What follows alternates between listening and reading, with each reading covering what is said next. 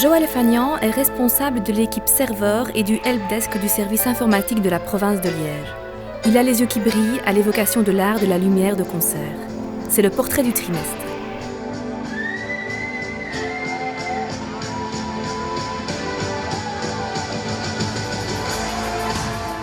Depuis quand la lumière vous passionne-t-elle ? Ça fait une vingtaine d'années que j'ai commencé à m'y intéresser et ça fait vraiment une quinzaine d'années maintenant que je suis vraiment accro à ça, oui. Qu'est-ce qui vous plaît le plus dans ce côté du travail d'un groupe de musique ?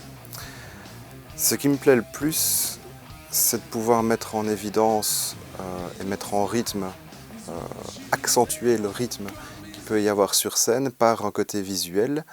Et ce qui est assez paradoxal, c'est que la définition est là, c'est visuel, et pourtant les gens ne se rendent pas toujours compte non plus du travail qu'il y a derrière, mais par contre, si c'est mal fait, ça peut être très très dérangeant. J'ai connu certains concerts où c'était quasiment irregardable parce qu'il n'y avait pas de lumière, où ça n'accompagnait absolument pas le groupe.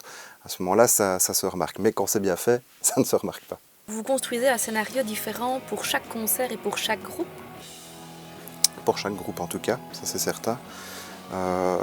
J'officie principalement avec un groupe de reprises de titres des années 80, en costume en plus, même moi d'ailleurs.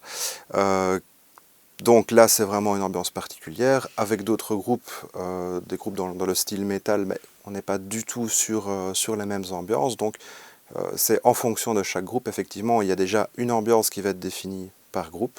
Et puis alors en fonction des morceaux qui sont joués, chaque morceau sera différent. Le but étant aussi justement d'apporter dans le spectacle un relief, une différence entre chaque morceau. Vous parlez de création, est-ce qu'on peut dire que vous êtes un peu un artiste en quelque sorte ? Peut-être un petit peu. Et tout le travail sur place va consister à prendre connaissance avec les lieux, avec le matériel qui est disponible et faire en sorte de se préparer un espace de travail qui va permettre, en même temps que le concert, de jouer comme d'un instrument supplémentaire par rapport à celui qu'il y a sur scène. Vous êtes donc ce qu'on peut appeler un traducteur d'univers. Autant que possible, oui, effectivement, passer de l'univers musical, de tout ce qui est sonorité, vers quelque chose de visuel. C'est une forme de traduction, oui. Est-ce que vous ne seriez pas un peu timide ? Si.